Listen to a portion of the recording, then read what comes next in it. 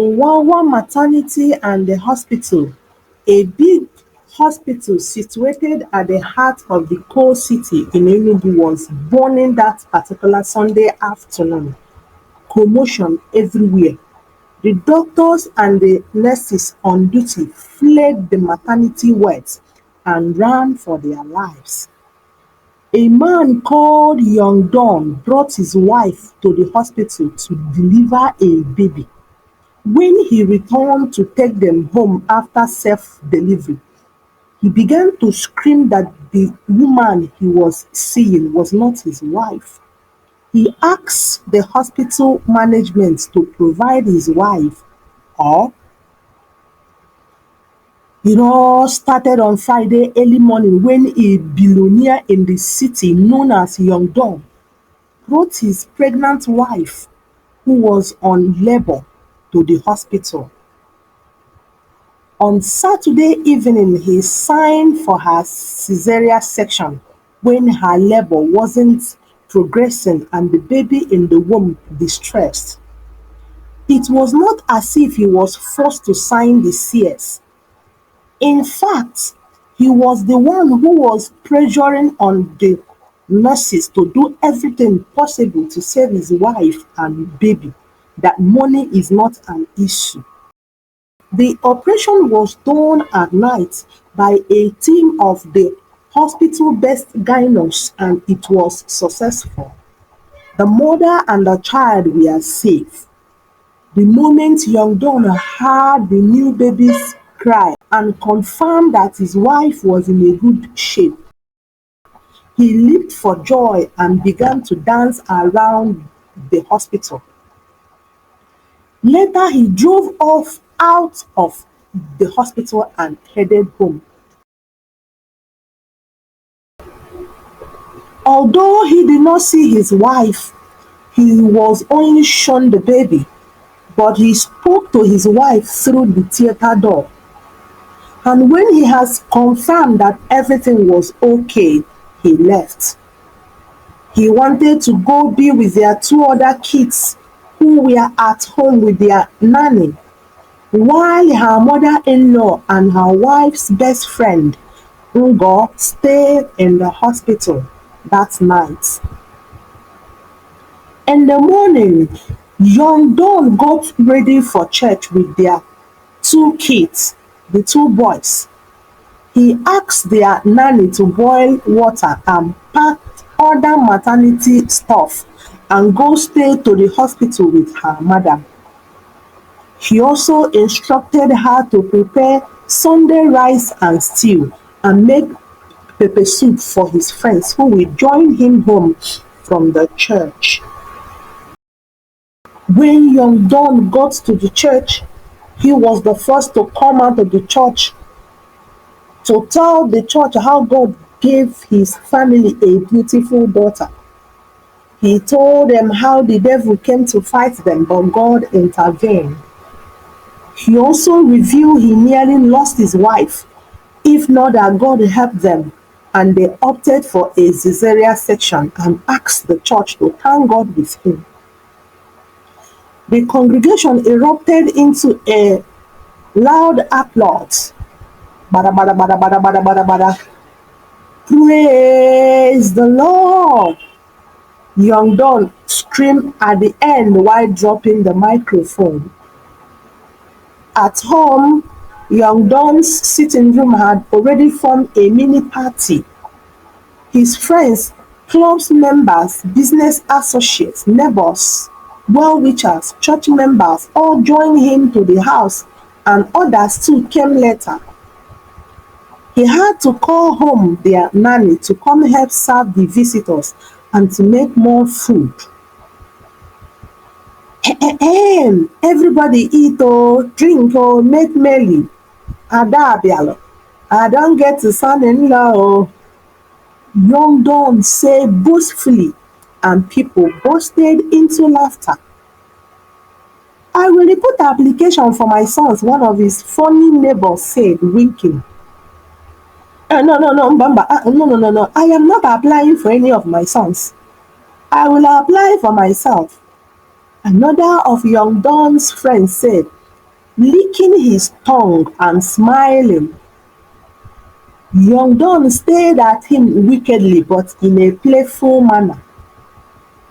Look at you, who will look at you in the next 20 years and accept you as a husband? You will be an old man then. Young Don taunted his friend. You said old man? The children of nowadays, the Gen Z, they like it old. Stay there. Another friend defended. In that case, I will go and prize an English dog and AK-47 because of all of you. Young Don joked and they all laughed more and more. And so the joy of the birth of Adanaya, yes, Adanaya, that was the name Young Don gave to his daughter, who was still in the hospital. It continued till night. He could not go to the hospital again to see his wife and daughter as promised. Rather, he put out calls and pleaded with his wife that he would be coming the next morning before going to his warehouse in the market. The next morning, which is Monday morning, Young Don was getting ready to come to the hospital. He just finished his morning exercise in his house and was heading to the bedroom before the nanny brought his phone to him. He told her madam his wife has been calling often and often. And when he checked his calls, it was 15 missed calls. He quickly redialed and called back his wife. Baby, I'm waiting this up. His wife answered with anxiety in her voice. She was calling to tell her husband not to drive out that morning to the hospital, that unknown gunmen has been shooting sporadically in the air in the area since morning. Monday was a sit-at-home day. And so Young Don waited at home until late afternoon when there was a movement. He got ready with his sons and drove to the hospital. While at home, he was told his wife's brother was in the hospital. He was the one who told them how he escaped the unknown gunmen on his way to the hospital that morning. He was the one who helped them for all the running around and the payments. Young Don simply made transfer into his account and he sorted the hospital bills for him. By the time Young Don arrived at the hospital with his two boys, his wife and the baby have been discharged. They have also packed their bags. In fact, they were planning to take him on our way by coming home unannounced. Young Don's wife was carrying the new baby, while her mother and her friend helped to carry the other loads. His brother went down to drive his car nearer to the hospital entrance for her to enter. And it was at this junction that Young Don entered the hospital. His two sons saw their mother clutching the new baby. They left their father and ran, blushing with smiles, to go meet her. Come back here, do you know her? Young Don barked at his sons. Darling! Igbo called out to his husband to make sure he really saw her. Do I know you? Young Don questioned his wife, who looked embarrassed. Everything just happened at once, and the mini crowd gathered at the hospital. Young Don grabbed his two sons, ran into the maternity wards to look for his wife. He asked the nurses in the hospital the whereabouts of his wife and his new baby. But they told him the woman he saw outside with the baby is his wife. He queried why a stranger should be given his baby. The chief gyno who operated on his wife took young Don into his office and began to ask him some questions. And from his replies, he certified that young Don wasn't running mad at the moment. He assured him again that the woman he met outside was the same woman he brought to the hospital on Friday. At this time, Ekwo, young Don's wife, had discovered what went wrong. Ngo, her friend, was the one who noticed it first. She asked her to check the waist bead on her waist. Her secret is about to be leaked. Ekwo rubbed around her waist but couldn't feel any bead on her waist. She quickly gave her mother the new baby and rushed with her friends to the chief gyno's office. She didn't know her husband was in the office too. "Doctor, chief, did you remove my waist bead while operating on me?" Ekwo asked with trembling voice. Oh, the waist bead. The nurse told me you instructed it must not be tampered with. But at the same time, it was obstructing the stitches and we tried adjusting it down your hip. But it caught and poured on the theater. We are sorry about that, the doctor said. Ekwo, now standing face to face with her husband, her eyes wide open in fear, and her friend Ngo bowed in shame. You, Ekwo, my wife? God forbid, young Don cried, feeling to throw up. You, Ekwo, my wife? God forbid, young Don cried, feeling to throw up. And Ekwo fainted in the office. Her friend too slumped. Ekwo was rushed by the nurses and moved back to the emergency ward. Young Don slumped into a cushion in the doctor's office, beads of sweat dripping from his chubby face, not minding the AC was on and working. What on earth am I doing with this lady? Ekwo of all people, young Don asked to no one in particular. Igbo and young Don knew each other in their university days. They attended the same university. Ekwo was not her real name, it was her nickname. She got the nickname while in the university because of the record she broke and the havoc she wreaked in the university with her waist. She was the chief grinder of all men in the university that year. The campus knew her for that, including the lecturers and the sugar daddies. They call her the grinder, aka Ekwo, and Ekwo for short. Young Don on his own was a respected student who came to study in the university to help his life. He was among the group who hated Ekwo's lifestyle.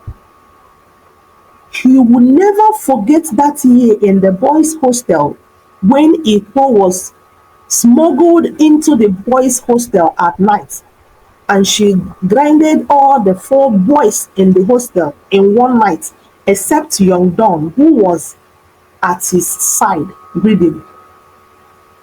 In fact, the presence of Ekwo irritated him back then in the hostel. Your sons are crying downstairs, Oga. A nurse tapped young Don slowly and woke him from his lost thoughts. Did you say my sons? I have sons too. With who? With her. Ewuchim. Young Don screamed while he was laid down from the doctor's office to meet his sons. Igbo's time was up. It all began for her on Saturday night in the theater. The hospital corridors smell of antiseptic and uncertainty. Nurses bustle from one ward to another, whispering in hushed tones about the strange occurrence in the operating room. It has started as a normal caesarean section for Mrs. Iko, the Don's wife, the wife of the billionaire. When the doctors made the first incision, he was battling with the waist beads on a pulse down below. He called the nurses to remove them, but they told him she did not approve removing or wearing them out. The doctors managed and began to stitch, but the waist bead could not allow them. Ikwo was lifted from the hip so her beads could be adjusted down to her hip. It was in the process that a waist bead, deep blue and glistening unnaturally, snapped like a thunderclap in the room. The sound of the felling of the beads made cracking sound on the tight theater hall. The nurses stared at one another. The nurses stared at each other and they said nothing. Immediately, young Don, who had been waiting outside, jerked upright as if something struck him like a lightning. His eyes widened, confusion washing over his face. His wife's name, the name he had never known, came to his lips like a prophecy. Ikwo, Ikwo. It was not a question, it was a recognition. But then he shook it off. He took it as one of those bad signs of a man whose wife is in a labor. And immediately he heard a cry of his new baby, followed by the news by a nurse who told him it was a girl. And that was how young Don danced off the hospital out of the joy. Until the moment he came to the hospital and saw his wife walk face to face, young Don began to recall the university days. Years ago, in the dusty, noisy, sinful world of university hostels, there was one name that echoed in whispers and drunken shouts: Ikwo the grinder. Ikwo was not an ordinary girl, she was a phenomenon. Her beauty was lethal, her hips a weapon, and her presence in any room meant no man left the same. She was the one who brought lecturers to their knees, who made sugar daddies forget their wives' names and their children at home. Her body was a battlefield and she always won. There was only one exception, a serious-looking, book-loving, no-nonsense student named Young Don. While other boys in the hostel worshipped Ikwo's grinding skills, Young Don stayed in his corner, head buried in his books, shaking his head at the madness around him. One night, the unimaginable happened in the boys' hostel. In Young Don's hostel, Ikwo was smuggled into the boys' hostel. She took down all 4 boys in room 409, moving from one to the other like a spirit of lust, grinding them into exhausted silence, all except Young Don. That night he sat on his bed, refusing to look at the chaos before him. The sight of Ikwo disgusted him back then in the campus. Her presence irritated his soul. And from that moment, he swore that a girl like Ikwo could never, would never be part of his life. But look at him today, addressed as Ikwo's husband. What really happened? How was he trapped into marrying her? I will tell you. And so years passed after their university. Young Don became a successful businessman, a billionaire, respected in all cycles.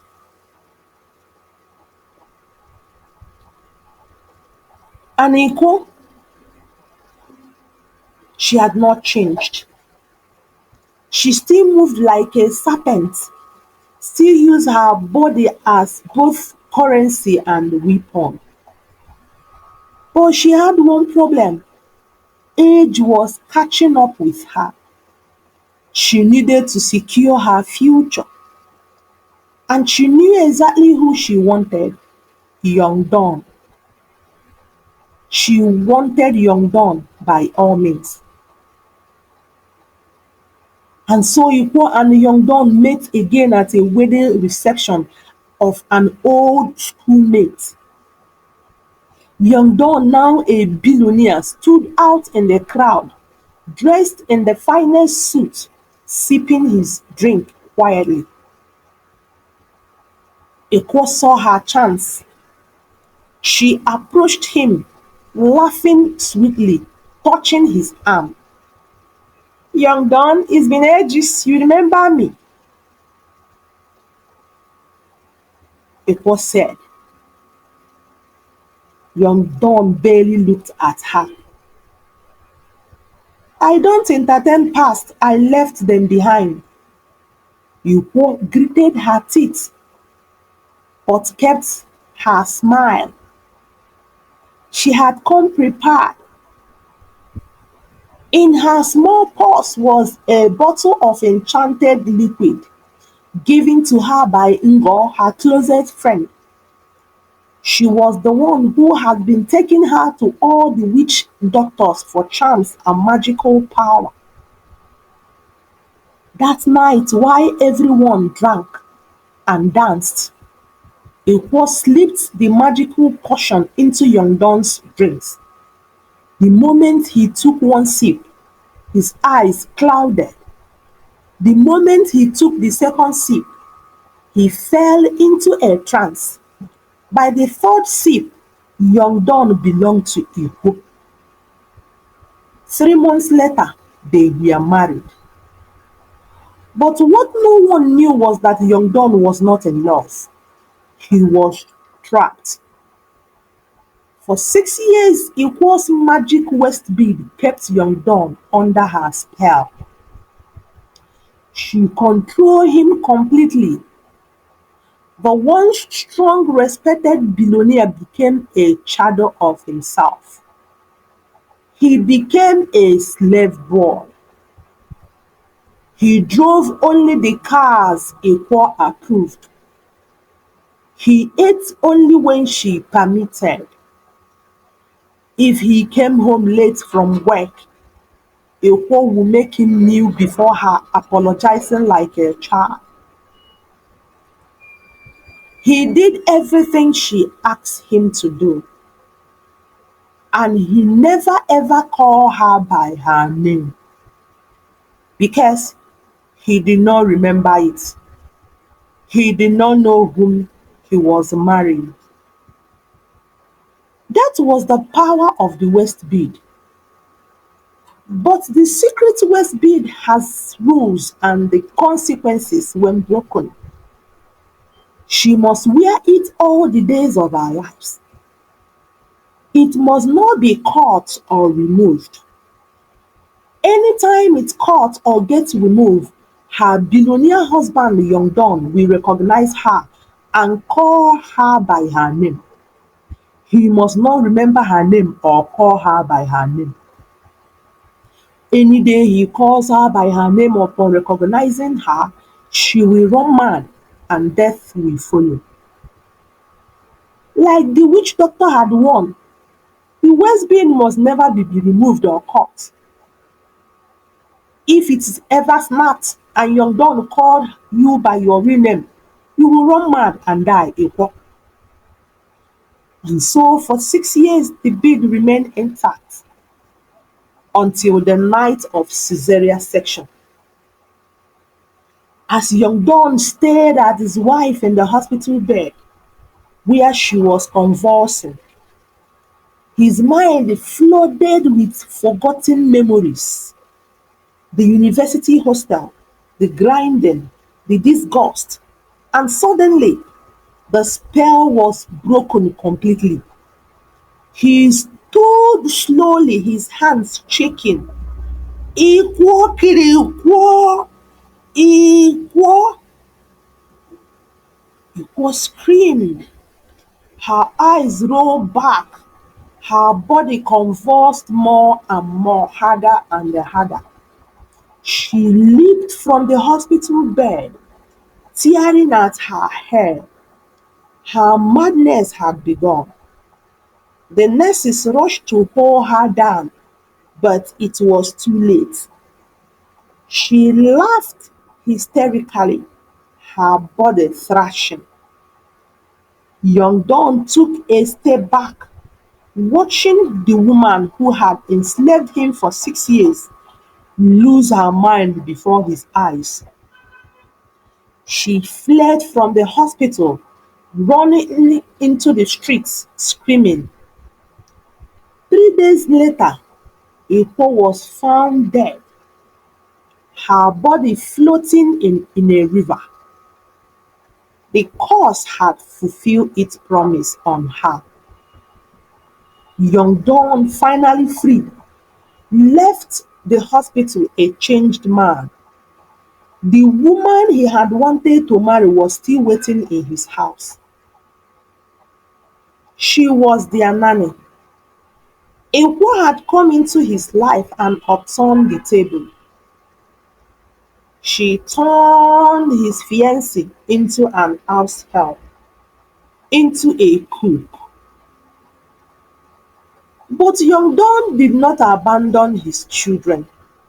He went home with them, the three of them, and together he began a new life, a new family with his nanny,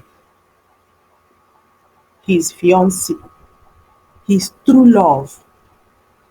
Young Don had escaped the jaws of dark magic, and he had learned a lesson that will stay with him forever. This is an interesting story with big lessons. Number one lesson we can draw from this story is you do not say the past belongs to the past. Yes, the past belongs to the past, but the past sometimes has a way of haunting us in the future. So we learn to live our life well so that it does not come hurting us in the future. Number two, we also learn from young Dawn example. We should not eat anyhow or drink anyhow when we go outing, especially when people whom we are not comfortable with their lifestyle are around us. The third lesson I learned from this story is, like I will always tell my viewers, charms do not last. The power of magical power have expiring dates. One day it must surely fail.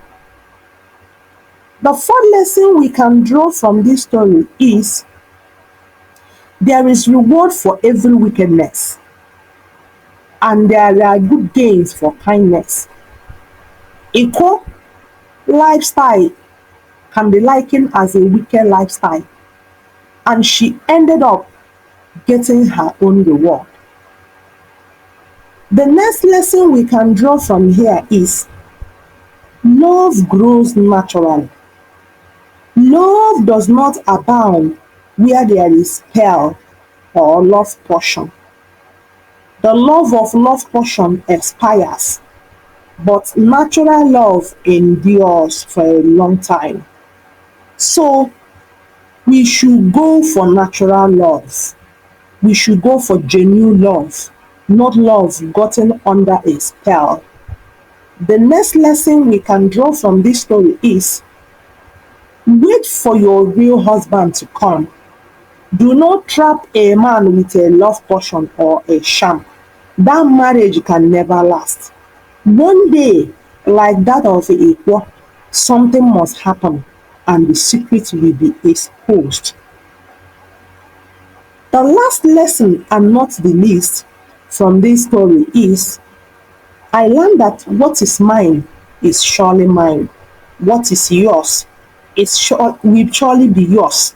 We saw it in the life of the nanny, Yongdon fiancé, who was turned into a cook and nanny by a quack. She waited, and what was hers finally became her. We should have patience. It is a virtue, and wait for what belongs to us. If it is ours, it will come to us. Let's remember the Latin maxims that said, "Qui sera, sera," which means what will be. What's gonna be is gonna be. What is gonna be yours is gonna be yours. No matter how people or an opposition fight it. Thank you very much. Remember to subscribe.